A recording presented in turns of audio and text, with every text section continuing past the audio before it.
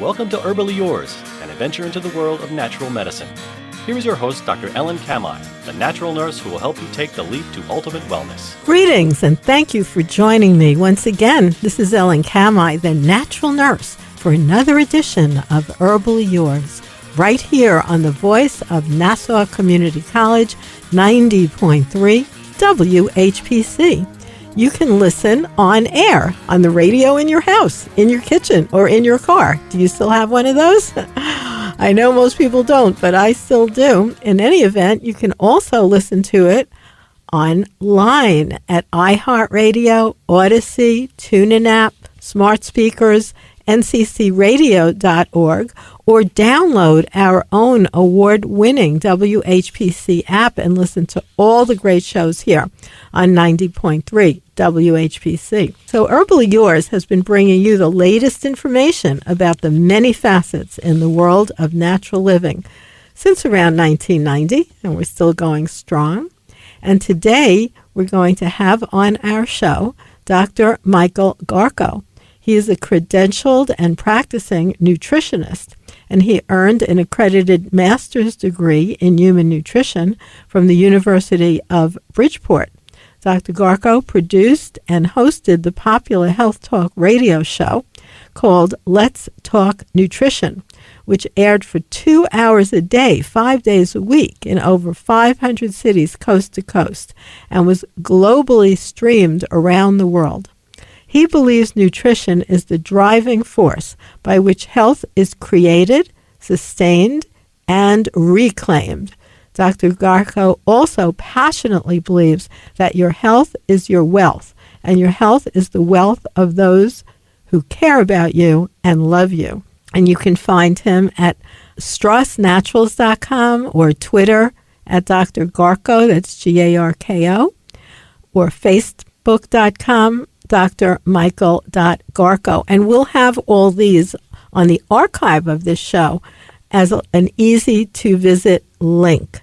So thank you so much for joining us today, Dr. Garko. Thank you so much for inviting me and having the opportunity to talk with you and your audience.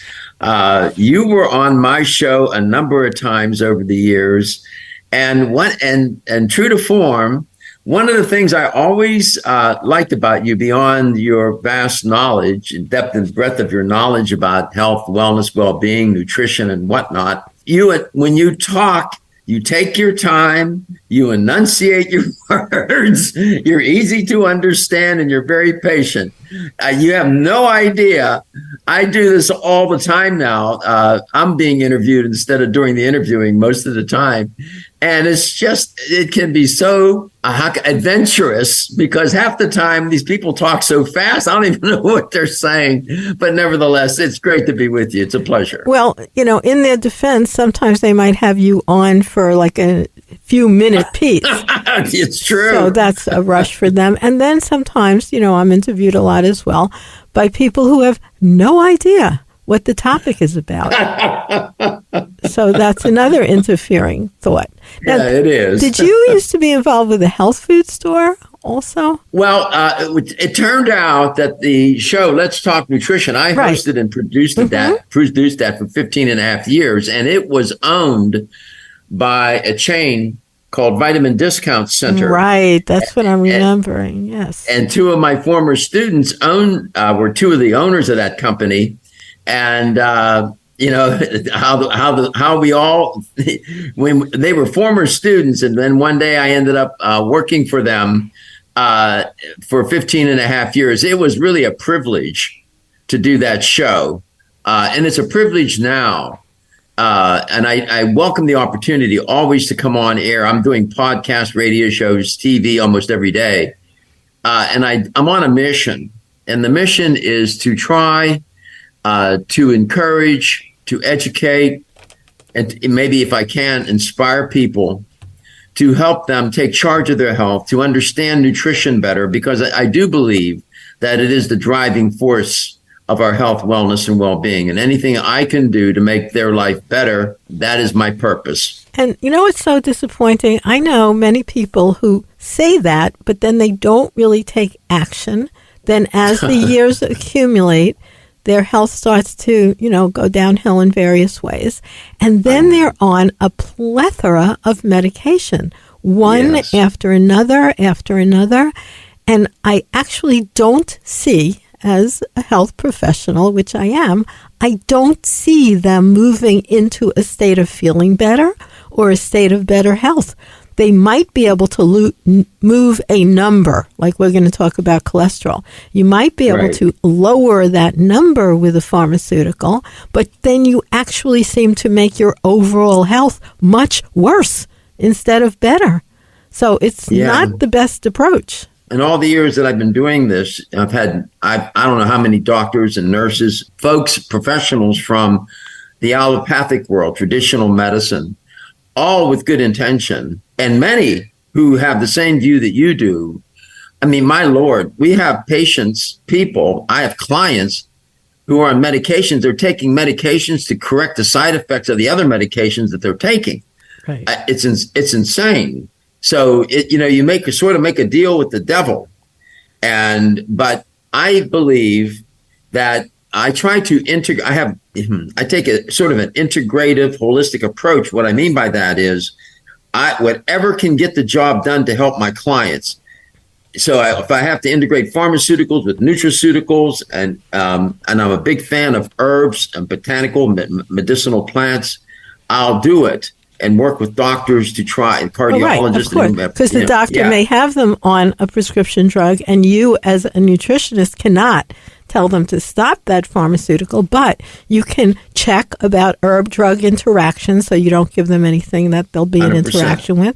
And you 100%. Can have an open discussion with their doctor saying, look, if we get this down, let's say cholesterol number down, other ways, would you work with the client to reduce the dose and eventually get them off the drug? So you all work as a team.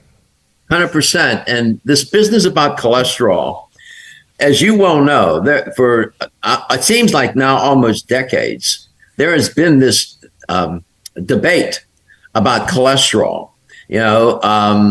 Some say it's a fiction that cholesterol causes heart disease, and of course, and then the other side. My point of view is cholesterol I'm not here to vilify it today. We need cholesterol. It's a substance that's found in all of our cells. Most of the cholesterol, as you know, is made in the liver, but we also get cholesterol from our diet. And let's talk about some of the positive things that it does for our body. Okay, like for example, make up almost our whole brain, for one thing. Yes, absolutely. I mean, cholesterol's involved in cell membranes. They constitutes 25 to 30% of the lipid content of membranes. It modulates membrane fluidity and permeability. It regulates the activity of the surface receptors on the cells. It's also it helps with the immune system. It's a hormonal precursor to cortisol, estrogen, and testosterone. It's involved with vitamin D, calcium and phosphate regulation, bone and muscle strength, and it's immunomodulatory, and so on. Bile acid production, it's involved in that, and so on. So your point's well taken. We don't want to get rid of cholesterol. I see cholesterol as a case of too much of a good thing. There's also so many different forms. Most people know when they get their blood work back that even on a regular blood work, and I suggest everyone have a copy of that, either print it out in a manila folder like an old person like myself would have it, or get it electronically and save it on your fake folders on your computer, whatever you want. But it will clearly say HDL level and LDL level. And there's a big difference. So explain to us, what is the difference between the HDL and the LDL? Okay, so LDL means low density lipoprotein. HDL means high density lipoprotein. Cholesterol is a fatty, waxy substance. Turns out that it doesn't transport well in the body through the bloodstream. So nature being what it is, that you have these lipid transporters, LDL and HDL. LDL transports cholesterol to the cells, okay? HDL brings it back to the liver. So LDL gets a bad name. They call it the bad cholesterol. It's really not. It's LDL is a transporter, and cholesterol is in that transporter. But we, for sake of conversation, make it easy, we call it LDL cholesterol. That is the one that can get us into a lot of trouble. The LDL cholesterol in and of itself is not a bad thing. It's when it gets oxidized and gets caught in the inner lining, the intima of the artery, and gets stuck in there, and it gets oxidized, and you start to create foam cells and whatnot. Next thing you know, you got plaquing, and then you can have a clot develop from that if it breaks loose. So that's the problem with the LDL. That's a great explanation. I just want to stop there for 1 minute. That is a great explanation, Michael. But I don't know why physicians don't take the next step, because we know a lot more just about that LDL, what they call the bad cholesterol, the low-density lipoprotein. We also know that there are varieties within that number which are often not tested, and that's called ApoA to ApoB LDL. And I push for everyone to also get that test, because then you get a much clearer picture of what you just described, because it's only really the ApoB, which are these tiny little tight pieces of cholesterol that sticks to the inner lining of the membranes, as you already said. Right. And then that's what causes buildup. The other ones are like fluffy and just pass by. So don't we need to know that all the time? Sure, we and some patients and clients are willing to listen to all of that. Others don't. All they say, just give me a solution. This is my take on cholesterol and the cardiovascular system generally. It turns, the heart is an amazing organ, and that vascular system. You got 60,000 miles of vascularity in your body, arteries, veins, capillaries, and whatnot. That's twice around the world. That heart got to pump constantly. And the problem, and it's magnificent, it turns out, though, that the heart and the arteries don't do a very good job in self-repair. Once you have a heart attack and you damage the heart muscle and it becomes necrotic, that tissue is done. Once you have calcified plaque in your arteries, there's nothing you can do about the calcified plaque. We do know that the soft fatty plaque can be broken up and removed. We'll talk about that in a second. Okay. So it's the cardiovascular system is magnificent, but as humans, we are prone to atherosclerosis or heart disease for a number of reasons.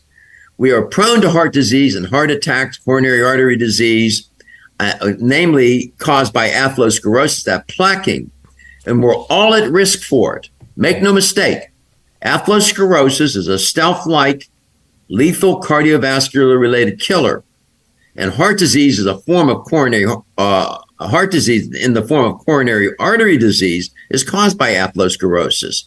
Now, millions of years ago, we lost a particular gene. There was a mutation that made us prone to atherosclerosis. All right. When we look at the remains of some of our ancient ancestors, like they found that what they call Utsi the Iceman, when they found. Let me throw this out. You can see that right here where I live in Oyster Bay at the DNA laboratory in Cold Spring Harbor. They actually have a complete full-size replica of Utsi. That is very interesting, looking into the science about him. Yeah, they found this fella, and there wasn't any McDonald's around. There wasn't any fast food. He's an ancient ancestor. He had atherosclerosis. He had heart disease. Already. And then when they look at the mummified remains of the Egyptian kings, they also many of them had atherosclerosis. So we know that we're prone to this particular biological flaw in our genetics, if you want to call it that. So, but on top of that, what makes us also prone is this highly processed cardiogenic food diet that we're eating in our culture and around the world, loaded with salt, sugar, and fat, and it dominates our food culture. Secondly, another thing that makes us so prone to it is our sedentary lifestyle with lots of stress and abundance. Our ancient ancestors had scarcity, stress, and inconvenience. We live at a time where we have abundance, stress, and a lot of convenience, and that's a bad combination. So we have this very ancient biology in a modern time that makes that ancient biology not fit so well. So it's not that our ancient ancestors didn't have stress. They lived under stress constantly. There was a lot of stress. They were living every day for survival. So that's another piece of it. And then there's this single, as I talk about, this loss of a single gene 2 or 3 million years ago in our ancient ancestors that the scientists say may have resulted in a heightened risk for cardiovascular disease in all humans as species, humans, right? Our particular species, while setting us up further for the risk of eating red meat. I don't want to get into all the technical aspects of it, but that's why, if you notice, I mean, we don't do well if you look at the Mongolian culture, that is a pastoral society. They eat a lot of meat, not a lot of fruits, vegetables, and plants. Well, when you look at when you go and do an epidemiological review of that culture, what you find is it's a dumpster fire in terms of their health. So we don't do well when we eat a lot of meat. I'm not saying you have to be a vegan or a vegetarian. I'm just saying that we eat too much of it. So these are the kinds of things that make us so vulnerable then to heart disease. And like you said, in my nutrition practice, I have patients with high blood pressure, atherosclerosis, who've had heart attacks and whatnot. Even then, it's hard to get them to change their behavior, Ellen, because they're so accustomed and conditioned to eat and live a certain way. But I do my best. And they always ask me, Dr. Garko, is there just one thing I can do? Is there one thing I can do? I have high blood pressure. I have high cholesterol. I have high triglycerides. I say, well, all right, if you're going to push me up against the wall and say there's a one thing, I would say, take this particular supplement. And they say, what's that? And I say, the Strauss Heart Drops. And they say, why? I say, because it's a combination of herbs, in particular, aged garlic extract, that is just amazing. There are literally thousands of studies on aged garlic extract. I've looked at that literature. AGE is remarkable. This is, the garlic is great. This is the case where when science has improved upon nature and technology, when they age the garlic, it produces compounds that are sulfur-based compounds that serve us very, very well. And that particular formula, that Strauss Heart Drops, has other herbs in it: hawthorn fruit, European mistletoe, motherwort, cayenne, bilberry, white willow bark. Combined with the aged garlic extract, it leads to a slow and a reduced coronary artery calcification. It reduces and regresses low attenuating plaque. It attenuates and moderates severe arterial inflammation. When they're all combined, it reduces oxidative stress in the arteries. It can help prevent platelet aggregation, the clotting leading to arterial blood clots, which increases the risk for heart attacks and strokes. So there's much more I could tell you about those compounds. Right, but it helps. So hold on, I want to reintroduce you to our listeners. And you are listening to Dr. Michael Garko, PhD, and you're right here with us on Herbally Yours on the voice of Nassau Community College, 90.3 WHPC. You can listen live or online anywhere that you get your podcasts. And for information on today's guest or topic, you can email us, whpc@ncc.edu, or you can visit the archives where we will have links to how to contact Dr. Garko. Now, I just want to mention to you, Dr. Garko, we really, this show is like an NPR kind of show, so we don't talk about a specific thing, but like you were talking about aged garlic, that's in general.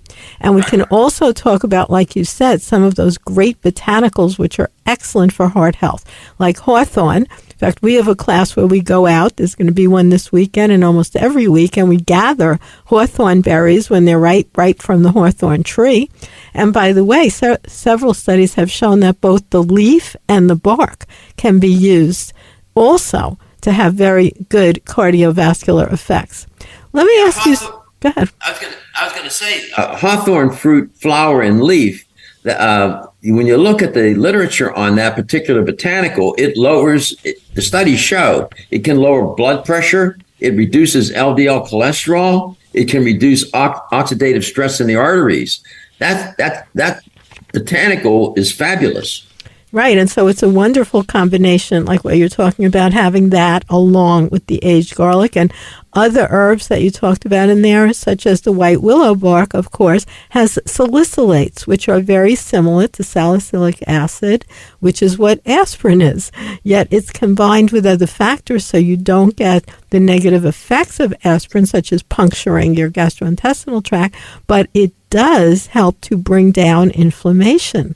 So that is an excellent formula. Yeah, and you got cayenne fruit. That helps reduce blood pressure. You have bilberry leaf. That'll help to prevent oxidation of LDL cholesterol and prevents buildup of plaque in the coronary arteries.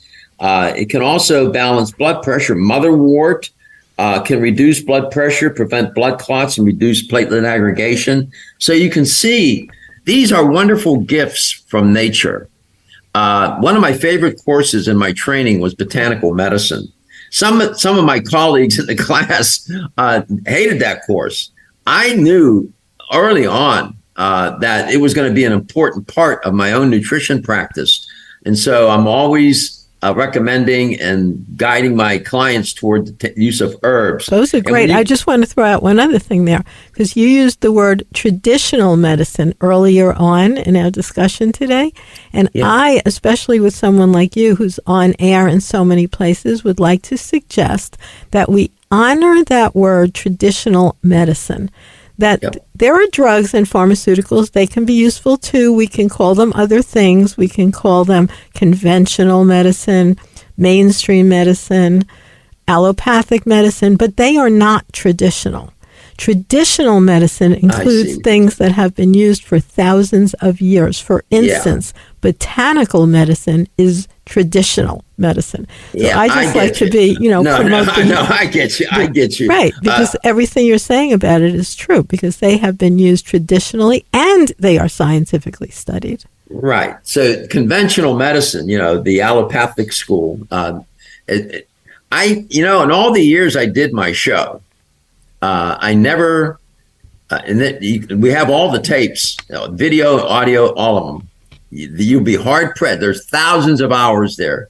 Not once did I ever attack allopathic physicians and say that they were this and they were that. I didn't think that was helpful. You're right. I can tell you stories about how they saved people's lives, including my own. So I respect and I have naturopathic colleagues who are naturopathic physicians, allopathic physicians. I even know somebody who's what we call a medicine man. So I have an open mind and I embrace all these different paradigms. So you're absolutely right. Traditional medicine is the non-conventional, what we know as allopathic medicine. So you're right about that. It's just a matter of I appreciate the correction. Yeah. So also, have you seen good results when people do come and discuss their personal case with you, and then you do something like help them increase their omega-3 fatty acids and help them to use various combinations like you talked about of aged garlic and herbs and other things? Have you seen good results with that? Well, like I did on my show, I only talked about and focused on things that worked. And it was an evidence-based show, and I have an evidence-based practice. That sort of helps get good results. I have clients who they had the blood pressure of a genius. It was too high. 170 is good for an IQ. It's not good for your systolic blood pressure. High cholesterol, and they go back to their doctor after 3 or 4 months of the protocol I put them on. The doctor said, "What happened? What did you do?" "Well, I'm seeing a nutritionist, this fellow named Dr. Garko." "Oh, okay. And what are you taking?" And they tell them. So I know that these things work. Otherwise, if they didn't work, I wouldn't be able to, have a practice. People wouldn't come back to me and stay with me. So I know that they work. Are you able to support their efforts in also changing their diet somewhat? Like even minor things, more vegetables and less meat, no fried food, maybe once a week if you love it. Small changes can help. Yeah, I'm fortunate. When I started out my career, I was in the social sciences. My PhD was in communication theory and research, and I studied a lot about human communication, psychology, sociology, and then I drifted over into the natural sciences and took all the chemistry and all that business, and that's how I got in, my nutrition degree. So from the social sciences, I learned a lot about behavior change, and I'm a big fan, and I use it in my practice, cognitive behavioral therapy. And I'm trying to change people's relationship with their food, by the way, which began in utero. When we were inside our mom, what she ate began to shape our destiny in terms of our food preferences and what could happen to us nutritionally. For example, with the science of epigenetics tells us that if a woman gains way too much weight during pregnancy, when that child is born, that child now has a propensity to become obese.